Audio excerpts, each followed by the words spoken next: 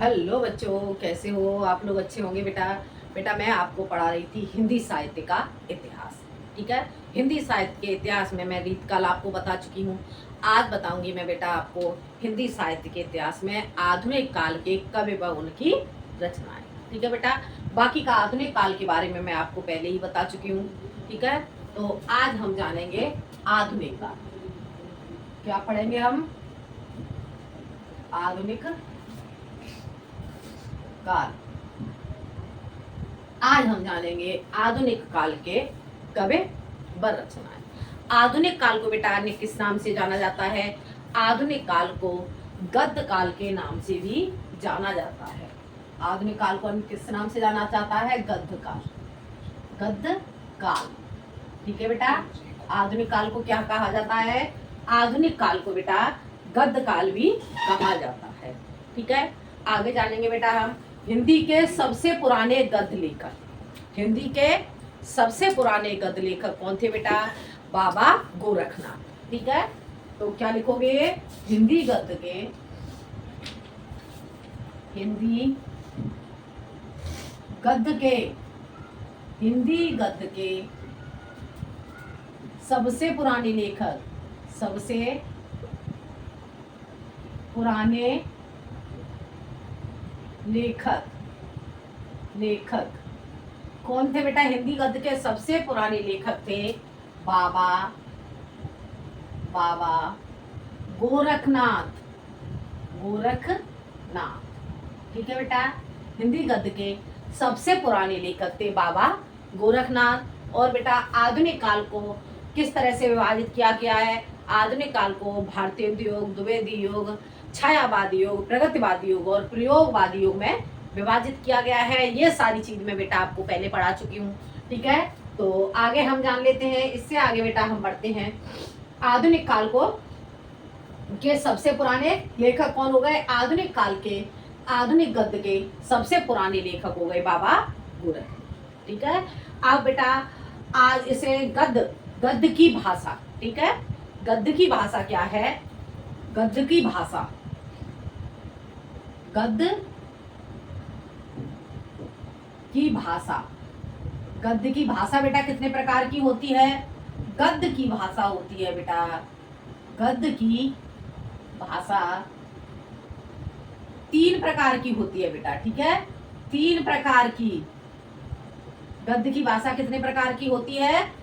3 प्रकार की होती है। ठीक है, 3 प्रकार की होती है, 3 प्रकार की होती है।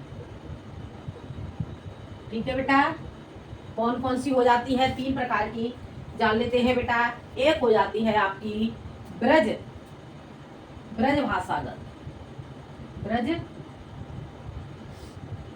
भाषागत। और दूसरी हो जाती है आपकी राजस्थानी, राजस्थानी, राजस्थानी गद्य, राजस्थानी गद्य। ठीक है बेटा, ब्रज भाषा गद्य, राजस्थानी गद्य। और तीसरी आपकी हो जाती है खड़ी बोली गद्य, खड़ी बोली गद्य। ठीक है बेटा, कितने प्रकार की भाषा गद्य की? गद्य की भाषा कितने प्रकार की हो गई? गद्य की भाषा हो गई बेटा 3 प्रकार की। एक हो जाती है आपकी ब्रजभाषा गद्य, दूसरी आपकी हो जाती है राजस्थानी गद्य और तीसरी हो जाती है खड़ी बोली गद्य। ठीक है बेटा, इतना बेटा आपको समझ में आ गया होगा। अब हम आगे बढ़ते हैं। आधुनिक काल को बेटा कितने भागों में विभाजित किया गया है? मैं आपको पहले पढ़ा चुकी हूँ। आधुनिक काल को बेटा भारतीय योग, द्विवेदी योग, छायावादी योग और प्रगतिवादी योग नई कविता में विभाजित किया गया है। ठीक है, तो हम सबसे पहले जानेंगे भारतीय योग के कवि व उनकी रचना। ठीक है, क्या पढ़ेंगे हम? भारतीय योग, भारतेंदु युग के कवि व उनकी रचनाएं, व उनकी रचनाएं, रचनाएं। ठीक है बेटा, इससे पहले हम बेटा जान लेते हैं भारतेंदु योग को अन्य किस नाम से जाना जाता है। ठीक है, तो भारतेंदु योग को किस नाम से जाना जाता है बेटा, ये सारी चीजें मैं आपको पहले ही बता चुकी हूँ। भारतेंदु योग को जाना जाता है बेटा नव जागरण योग। भारतेंदु योग को किस नाम से जाना जाता है, भारतेंदु योग को, भारतेंदु योग को नव जागरण युग से, युग के नाम से जाना जाता है, ठीक है बेटा। अन्य किस नाम से जाना जाता है, भारतेंदु योग को नव जागरण योग के नाम से जाना जाता है। 1 नंबर के क्वेश्चन में पूछ लिया जाता है बेटा। और भारतेंदु योग का बेटा समय क्या हो जाता है, भारतेंदु योग का समय हो जाता है बेटा 1850 से 1900। क्या हो जाएगा समय इसका, हो जाएगा 1850 से 1900। ठीक है बेटा, भारतेंदु योग का समय क्या हो जाता है 1850 से 1900, ये हो जाता है बेटा भारतेंदु योग का समय। और भारतेंदु योग का नाम किसके नाम पर पड़ा, यह सारी चीज मैं आपको बता चुकी हूँ। भारतेंदु योग का नाम पड़ा भारतेंदु हरिश्चंद्र के नाम पर। किसके नाम पर, भारतेंदु योग का नाम, भारतेंदु योग का नाम किसके नाम पर पड़ा, भारतेंदु हरिश्चंद्र, भारतेंदु हरिश्चंद्र, ठीक है बेटा। किसके नाम पर पड़ा भारतेंदु योग का नाम, भारतेंदु हरिश्चंद्र के नाम पर। ठीक है बेटा, इतना बेटा आपको समझ में आ गया होगा। अब हम जानेंगे बेटा भारतेंदु योग के कवि।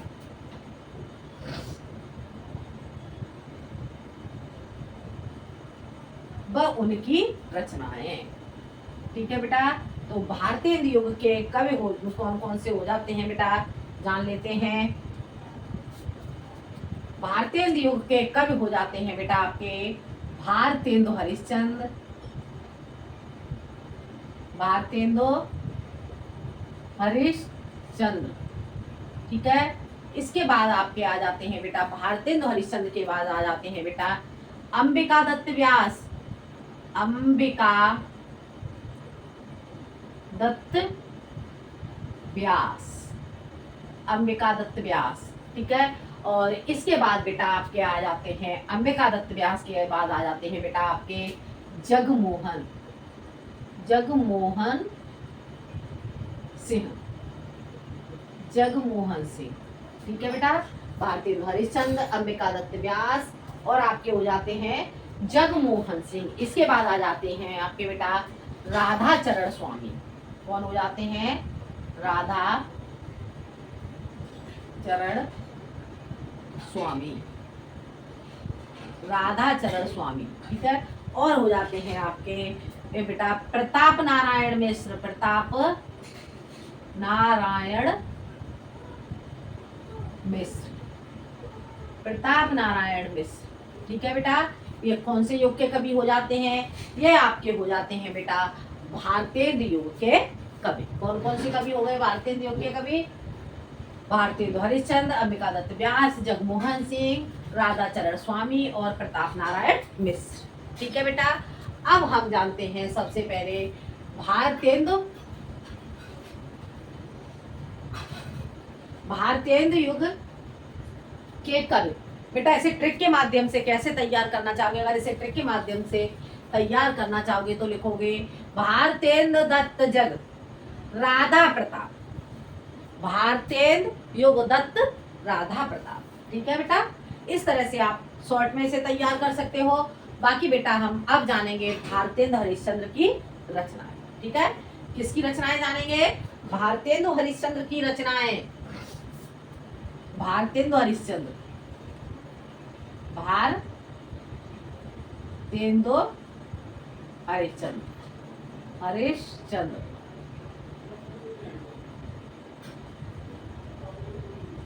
की रचनाएं, भारतेंदु हरिश्चंद्र की रचनाएं।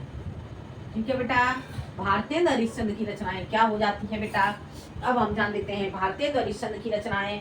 भारतेंदु हरिश्चंद्र की रचनाओं में पहले हो जाती है बेटा आपकी प्रेम माधुरी। ठीक है, क्या हो जाती है, एक हो जाती है इसमें बेटा आपकी प्रेम माधुरी।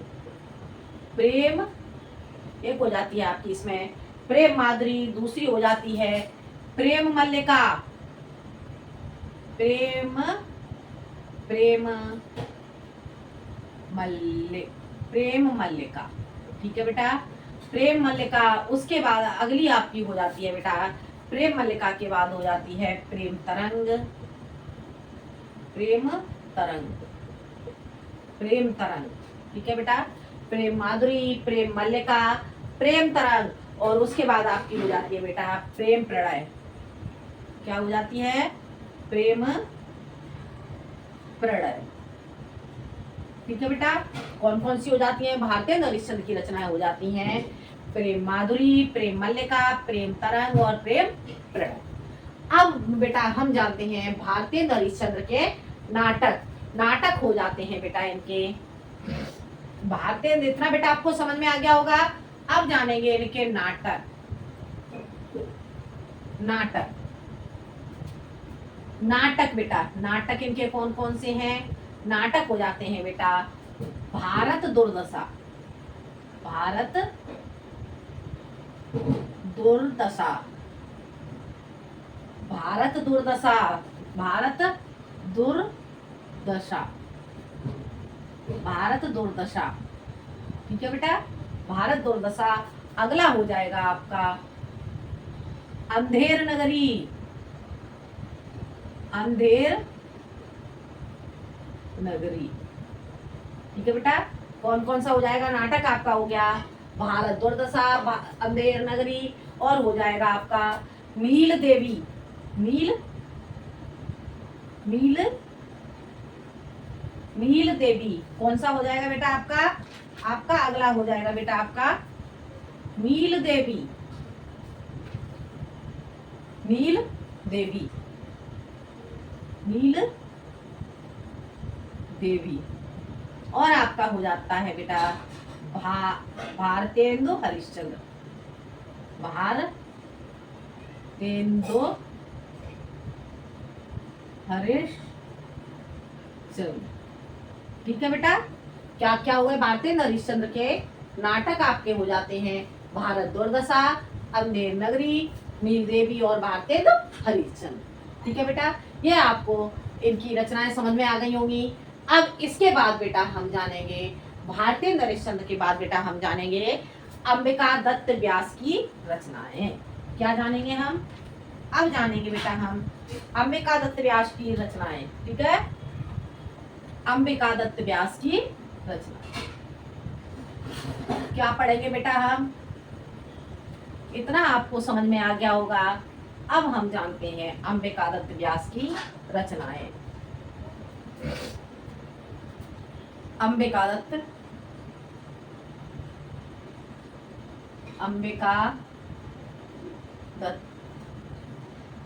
व्यास की रचनाएं। ठीक है बेटा, अंबिका दत्त व्यास की रचनाएं। ठीक है, क्या हो जाएंगी रचनाएं, अंबिका दत्त व्यास की रचनाएं हो जाएंगी भारत पावस, भारत धर्म और पावस 50। एक हो जाएगी आपकी भारत धर्म, भारत धर्म, और दूसरी हो जाती है बेटा इनकी रचना पावस 50। पावस 50। ठीक है बेटा, क्या हो गई इनकी रचना, अंबिका दत्त व्यास की रचना हो जाती है बेटा भारत धर्म और पावस 50। ठीक है बेटा, इतना समझ में आ गया होगा। अब हम जानेंगे, इसके बाद हम जानते हैं बेटा जगमोहन सिंह की रचनाएं। जगमोहन सिंह की रचनाएं, अंबिका दत्त व्यास, अब हम जानेंगे जगमोहन सिंह की रचनाएं। जगमोहन सिंह की रचनाएं, जगमोहन जगमोहन सिंह, जगमोहन सिंह, जगमोहन सिंह की रचनाएं, जगमोहन सिंह की रचनाएं, जगमोहन सिंह की रचनाएं क्या हो जाएंगी बेटा? जगमोहन सिंह की रचनाएं हो जाएंगी, एक हो जाएगी आपकी श्यामलता, श्यामलता, श्यामलता, ठीक है। और दूसरी हो जाएगी बेटा आपकी श्याम सरोजनी, श्याम सरोजनी, श्याम सरोजनी, ठीक है बेटा। जगमोहन सिंह की रचनाएं, जगमोहन सिंह की रचनाएं हो गई आपकी श्यामलता और श्याम सरोजनी, ठीक है बेटा। अब हम इसके बाद जानते हैं, जगमोहन सिंह के बाद अब हम जानेंगे बेटा आपकी राधा चरण स्वामी की रचनाएं, ठीक है बेटा। किसकी रचनाएं जानेंगे? राधा चरण स्वामी की रचनाएं, राधा चरण स्वामी की रचनाएं, राधा चरण स्वामी की रचनाएं, राधा चरण स्वामी की रचनाएं, ठीक है बेटा। राधा चरण स्वामी की रचनाओं में बेटा आपकी हो जाती हैं, इसमें एक हो जाती है बेटा आपकी रचना बाल विधवा, बाल बाल विधवा, ठीक है बेटा। क्या हो जाती है इनकी रचना? राधा चरण स्वामी की रचना में हो जाती है आपकी बाल विधवा। अगली हो जाती है बेटा आपकी सर्व सर्व सर्वनाश, ठीक है। आगे हो जाती है आपकी बेटा अलकचंद्र, अलकचंद्र, अलकचंद्र, अलकचंद्र, ठीक है बेटा, अलकचंद्र। और अगली हो जाती है आपकी रचना इनकी विधवा विपत्ति, विधवा विधवा विपत्ति, विपत्ति, ठीक है बेटा। क्या क्या हो गई इनकी रचनाएं? राधा चरण स्वामी की रचनाएं हो गई बेटा आपकी बाल विधवा, सर्वनाश, अलकचंद्र और आपकी हो जाती है बेटा विधवा विपत्ति, ठीक है बेटा। ये हो जाती है आपकी भारतीय युग में राधा चरण स्वामी की रचनाएं, ठीक है बेटा। इतना बेटा समझ में आ गया होगा आपको। अब इसके बाद जानते हैं बेटा हम भारतीय युग में ही प्रताप नारायण मिश्र की रचनाएं। राधा चरण स्वामी के बाद हम जानेंगे बेटा, राधा चरण स्वामी के बाद जानेंगे प्रताप मिश्र की रचनाएं, ठीक है। प्रताप नारायण मिश्र की रचनाएं, प्रताप नारायण, प्रताप नारायण, प्रताप नारायण मिश्र, प्रताप नारायण मिश्र की रचनाएं,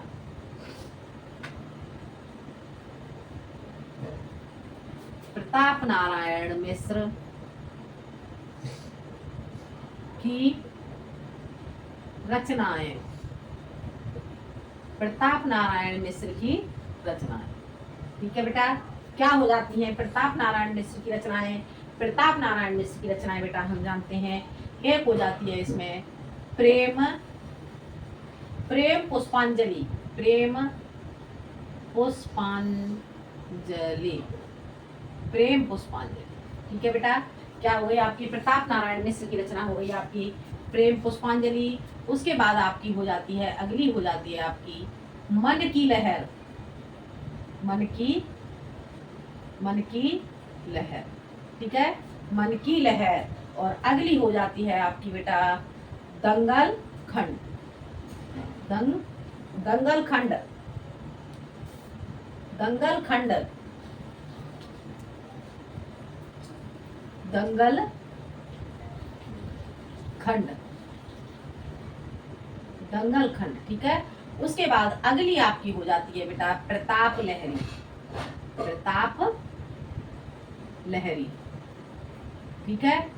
और अगली हो जाती है बेटा आपकी प्रताप नारायण मिश्र की रचना आपकी हो जाती है अगली लोकोक्ति शतक, लोकोक्ति